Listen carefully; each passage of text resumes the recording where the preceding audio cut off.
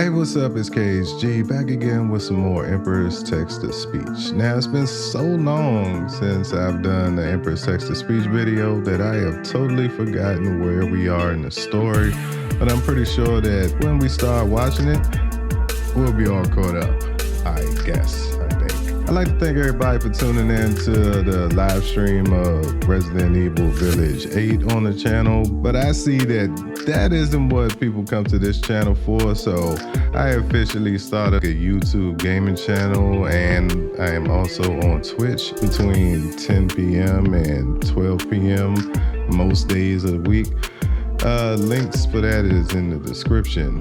But without further ado, let's get into the video. All right, y'all.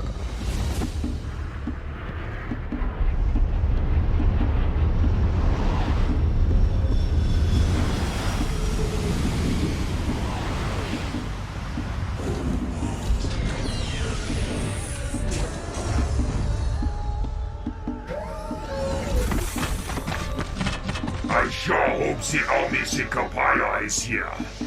Do not keep your hopes up, Magosgrus. Remember what happened the last time we tried finding it on a penal world. Oh yes, I remember. They launched you out of a cannon. Hair. You could say that you pierced the heavens.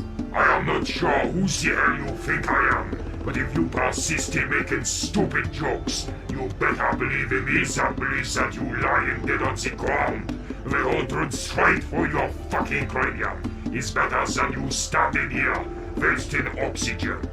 Besides, you have to find this STC, or alternatively, the Omniscopia. Well, actually, I cannot see any STC around here, but that giant pillar certainly looks peculiar.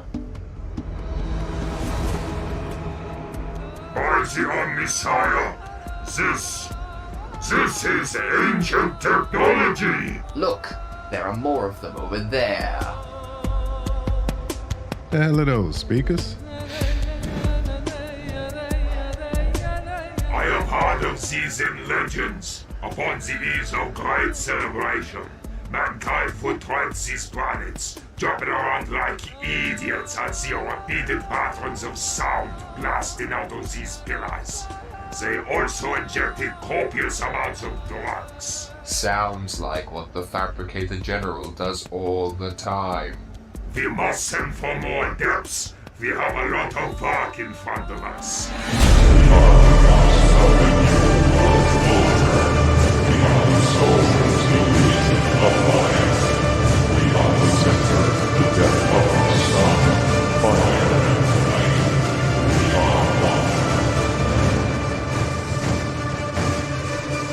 Okay. Well, I've sent away the message telling the Octaries about their second mission now. Hopefully you'll be with them in spirit on their new conquest. I'd rather not. Their obnoxious chatting just worsens my internal headache. Well, maybe enough discussion about something will ease your splintered mind, my lord. I'm open to talk about anything. I would be too, but let's not forget what happened last time you said that. Try and keep to subjects that won't make me want to destroy the entire galaxy with my transcendent bowel movements. Sure. So, any ideas? How about you tell me about those Xeno creatures that you mentioned back when we read those revolting questions? Tola, or whatever their name was. Can I not say that I did? Are you defying me? No. From what I know, Kitten, as they call him, had an affair, or should I say an affair, and a relationship with a female Tau. And that's probably why he doesn't want to say anything to the Emperor. Maybe it's just you said not to talk about things that would cause explosive warp farts and I would like to remind you, young man, that I'm the motherfucking Emperor, and that defining my subject matter of the day will have you be selected as the target for the Seek and Destroy mission during the next Blood Games. Your custodian brothers will have a pleasing high time chasing you around. Oh, Emperor. And I'm going to presume the destroy part is something they particularly enjoy. destroy something, they will be destroying Not strong again. guardian spears. Am I right? I thought you were supposed to be charismatic while persuading people to obey I you. am. Because I know you secretly like this. Okay, we are stopping right here. The guardsman just dropped dead. Time to make a 180 and drastically change the subject. Well, stop whining and tell me about these Tarzinos then. Fair enough, my lord. Tarzinos. Tau are a race of naive, blue-grey, fish-like people with a vagina on their forehead and giant, stupid, toy-looking war gear with no skull ornaments on at all and weaponry that makes pathetic pew-pew sounds when fired. Right. Care to elaborate? Must I? Well, during the 35th millennium, some fucking explorators from the Adeptus Mechanicus were flying around the empty void of the eastern fringes of the galaxy for no reason. Then they found some world filled with primitive fucking Xenos that only used rocks as weapons, which, for the record, is still a lot more aesthetically pleasing than what they've got going on today. These no-nose fish flappers split themselves into 4 different factions or whatever that represented the only resources they had in that little rock of theirs, which were water, earth, fire, and air. These factions constantly fought like skinny, mist-coloured orcs with mental issues for no reason. Then at some point, another faction came along out of nowhere which called themselves the Ethereals. They said to the Tau, "Hey, you should stop throwing rocks at each other, you fucking idiots." And the other Tau said, "Oh yeah, I didn't really think of that." So then they became the ethereal slaves for no reason, started to build all kinds of stupid shit, and then decided to go and try some space conquering, which they've barely done any of, since they're still sitting way up east rolling their fucking no, they don't even have thumbs. So, to sum it all up, they're a small Xenos race with scary toy guns that kidnap gullible guardsmen and cut their balls off for no reason. Why does he keep saying no reason? You sound like a little kid. Oh my God, she hit me. Why did she hit you? Oh no, for no reason. It wasn't none. They are completely redundant in any threat. I don't know where that joke sick is to going. death of them being brought up all the time because there's But I know what I'm fucking talking reason about. to. Damn, calm down, son. I was only asking. Shit, you are starting to sound like your father. I'm sorry, my lord. So humans tend to leave the Imperium to go and join the Xenos Empire, correct? Yes, but it's not only humans. The Tau have gotten a shitload of other minuscule and important Xeno races to join them as well. Just like a gang of creepy old hobos in a hive city, they lure in others with promises of deeds performed for the greater good, never really specifying what the greater good is, nor why they keep moaning about it as they force you to go deep inside their own pocket domain, where you can never hope to escape once inside. I am genuinely sickened when you put it into these contexts. I hope all this repressed anger isn't from some pseudo-weird first-hand experience. I'd rather not say. Yes, it is. Now, my Emperor, could you please order me to send an immediate death warrant onto these foul creatures that we can mobilize all forces we've got and destroy them before they populate more planets with their cringeworthy ways? Well, if you put it like that. Hold it right there, Father. Do not let him brainwash you so easily. Or, do you still have a brain, actually? Not sure. I'll have to ask someone to check later and see if it's still in there. I hope it is. Where else am I going to store all my glorious fourth wall-breaking punts? Brainwashing? Really? You're complaining about brainwashing? Ha! For looking like a yellow submarine, there seems to be a distinct lack of intelligent life living inside your head. That's fucking hilarious. Of course a Chaos Worshipper is gonna side with the fucking Xenos. I'm taking the side of reason in this debate, and my reason is telling me that you are very biased in this discussion. No, I'm not. I'm just telling the truth. The truth about how the Tower are a race of creepy old vagina-faced hobos that exist for no reason? Exactly! Father, do not listen to him. While I do not appreciate the existence of these Xenos myself, what with their distinctive disconnection to the warp and the disrespect they have for arcane knowledge, I can tell you that these creatures could do more good for you than bad, if handled correctly. Is that so? Then tell me, how would they benefit my goals? Maybe we can get the Mechanicus to turn them to servitors and then have them develop disk drive technology on their foreheads, and that way they can actually be of some fucking use to the galaxy. The Tau have surpassed us in our current state, and many technological fields in but the span of 6,000 years. They are an open-minded and fairly naive race, always open to the suggestion of more allies joining their empire. While their leaders are oppressive and tyrannical, they are but small, cuddly teddy bears in comparison to the bureaucratic puppeteers of the Imperium or the iron-handed maniacs of chaos. At least those guys don't cut people's balls off or rip out people's ovaries. Seriously. You must be as naive as the Tau if you don't believe that mankind is just as capable of such atrocities. Your Imperium has forced gelding onto more than a few innocent people, I bet, what with all those inquisitorial sterilization camps. As for chaos, well, Slanesh has a weird sense of humor. Alright, fine, you got me on that one. I think that with the use of your powerful charisma, you could manipulate these Signos into working for you, which would more than likely aid in the recovery, or at the very least further the lifespan of this rotting Imperium of yours. Didn't you mention that they had no presence in the warp? How am I supposed to use my charisma when I can't bolster it with my psychic strength? No, they do have a presence in the warp, but it is very small. I think an overwhelming presence such as mine or yours would still be able to affect them. My lord, I beg of you, do not listen to this possessed traitor. The Tau fight only for their ideology, enslaved by the Ethereals and control them through pheromones like they're some kind of horny rodents. They only fight for their greater good. Well, what if I use my powers to become their greater good? But, my lord... No buts. I'd prefer Interesting. at least one of you custodians to keep your armor on.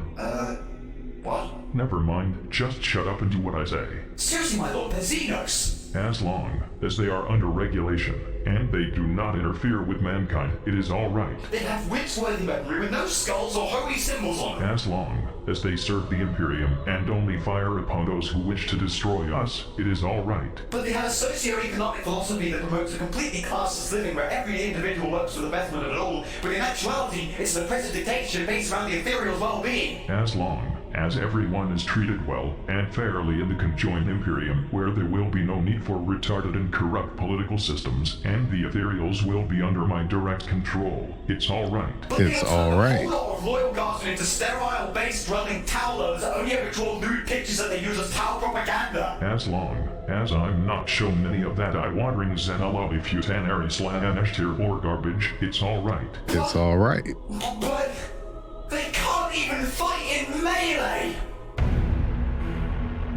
I'm sorry, but what did you just say? The Tau are a cowardly race Uh-oh. that only fire upon their enemies from far, never engaging in any form of melee combat. Is this true, Magnus? Well, yes. That is absolutely disgraceful. Oh crap, I was worried about it now. Well, I said it now, so I stop here. I don't think the Emperor can respect those that do not fight let's in not be melee. hasty here. How can they not fight in glorious hand-to-hand, face-to-face combat with their adversaries like all true champions of the battlefield do? Basically, they just shoot anyone before they can get into range. And what's more, they're also all physically weak and pathetic. They seriously make drones to all of the warriors' tasks for them and have the technology to make giant robot suits, but they only ever use those suits to carry bigger guns and not to fight in close quarters. Seriously, what is the fucking point in making a giant robot controlled by your own limbs if you're not going to use it to punch the shit out of the things? Oh, this was missing, but that was us. Use that for greater things. In addition, they use other Xenos that they enslaved to fight in melee battles for them, making them into meat shields and then the guardsmen. This revelation fills you with more disgust and spite than a sister of Silas being thrown into a pile of feeding tendrils. That's what I've been trying to say. They cower at rage, hiding behind their big boxy mech units, just shooting at the enemy like they're on some kind of firing line. Hold on, I'm pausing it because he said something that that just drew my attention. Is that true? Do they use well, I can't even call them Xenos. The other races that join the Tau to fight in melee, to basically be meat shields for them while they keep the sniper position and shoot. That's crazy, man. Yeah. I can't respect that either. The Tau have no honor, and I have no Yeah, they respect don't for have races any that even honor. have the fucking decency to fight you in melee combat, which is the most honorable method of combat. How the fuck can they claim to be If they fight like that, seriously, they're piece of cowards. fucking metal to shank you with? Like, that's not actually honorable at all. That's That's... you get what the fuck I'm talking about. I cannot willingly associate myself with such dishonorable creatures. If they want to join the Imperium of Man, they better bring some fucking chain katanas or something. My lord, I will personally take my halberd and go on a crusade to the Tower Wells myself, and I will shove it down the throats of every single one of their pathetic fucking hides, drowning them in their own blood for your glory, my lord! Father, are you really sure this reasoning is, sound? Shut your fucking mouth, you tub of disgusting ketchup! That's 1-to-1 so far. Keep it up. I learned from the best. Damn straight. I'm just gonna go back to my damn room. By the gods, Imperial Curs, ignorant is the outcome of fun. Hey, can I actually tell you a funny story about the tower we're at in? Oh, I do love me some good story time. Not too long ago, the tower were fighting the Tyranids. They feared this enemy and desperately looked for allies since, as we know, the tower can't fight their own fucking battles. But then they were contacted by the Dark Eldar that offered them help. Since the tower was so desperate, they accepted the alliance and both factions fought together side by side against the Tyranids. After that, however, the Dark Eldar leader came to the Tower leader and told them that they wanted a prize for his help, which was 77 Tower from each caste, including 7 Ethereals, as a cultural exchange, as they called it. The Tower, in all their naivety, agreed to send the Tower ambassadors on their way. Later, they fought against the second wave of Tyranids, but this time the Dark Eldar had some special forces with them that they called Grotesques, which were big hulking beasts that moaned in suffering as they fought. Later, when the battle was over, the Tower managed to find out that these Grotesques apparently were the Tower ambassadors from the cultural exchange. The Tower were kind of upset by this, even if they were the ones who willingly sent their brethren along with the spiky, super sadistic looking drug dealers. In response to this, the Tower take the Dark Elder ships, but as they fired upon them, they realized that the ships weren't actually there anymore. Later, when the Tower forces went back to the planet they were defending in the first place, they discovered that the Dark Elder had super pillaged the entire planet and left it completely barren. All Tower civilians, buildings, and presumably plants taken to the Dark Eldar realm of Kagura to become subject to incredibly kinky shit, possibly involving precision knives, drugs, and nail clippers. You would think that anyone would assume that Damn, cultural that's exchange fucked up. with a species that looked like completely cracked up BDSM enthusiasts would be a bad idea. Then again, maybe if they would have had some damn melee weapons with them, that wouldn't have been a fucking problem. It's an entertaining story, though. I just remembered something. Where you left your Ouija board. Even better, there is one Tower warrior who rejected the oppressive rule of the Ethereals and actually uses his giant robot armor to wield the devastating warp-powered sword. Everything you just said sounded pretty damn worthy of my attention. Do you mean that, Commander Carfreight, or whatever his name is? Commander Farsight, yes. Not only is he known for wrecking a large number of orcs in close combat, but he formed a breakaway colony from the main Tower region known as the Farsight Enclave. Apparently, he didn't appreciate having his troops lobotomized by the Ethereals, so presumably he decided to go and do his own thing. Interesting. Tell me more about this Cartwright character. He sounds fun. Perhaps we could make a cheesy animated Holovid series about him and his adventures and fill it to the brim with my kind of Imperial propaganda. Yes. The begun of a new allegiance plan has only just begun. I was hoping to change subject matter to something that lessens my own sort of internal headache.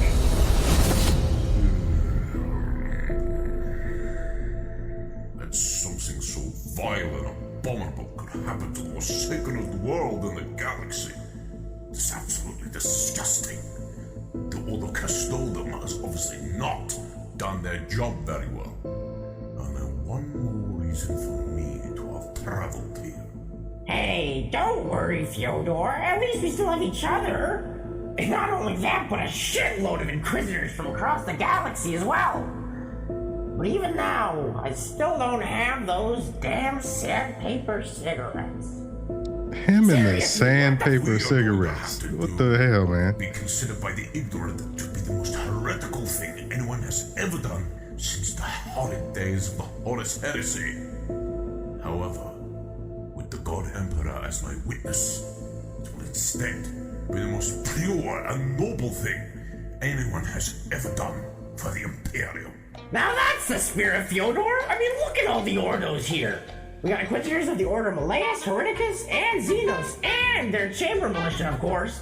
And then we got the Ordo Aegis, the Ordo Barbarus, the Ordo Custodum, as you mentioned, the Ordo Astartes, the Ordo Sanctorum, the Ordo Redactus, the Ordo Necros, the Ordo Scriptorium, the Ordo Militarium, the Ordo Sicarius, the Ordo Vigilis, the Ordo Originalis, the Ordo Aspera, the Ordo Thanatos, the Ordo Machinum, the Ordo Subtorium, the Ordo Thessalatus, the Ordo Stripus, the Ordo Obscurus, the Ordo Arduus, the Ordo Otis, the Ordo Alphus, the Ordo Characterus, and even the Ordo Chronos.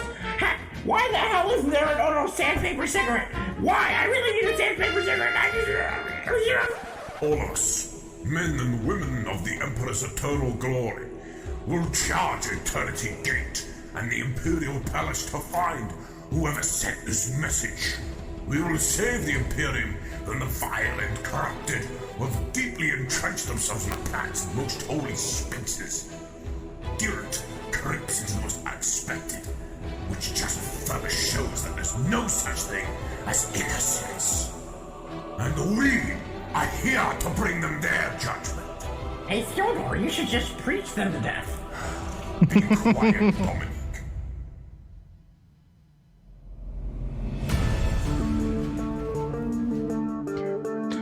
All right, y'all, that was episode 15 of If the Emperor Had Text-to-Speech. This episode was really about Kitten, talking about the Tau. Really wasn't much to go over or dissect.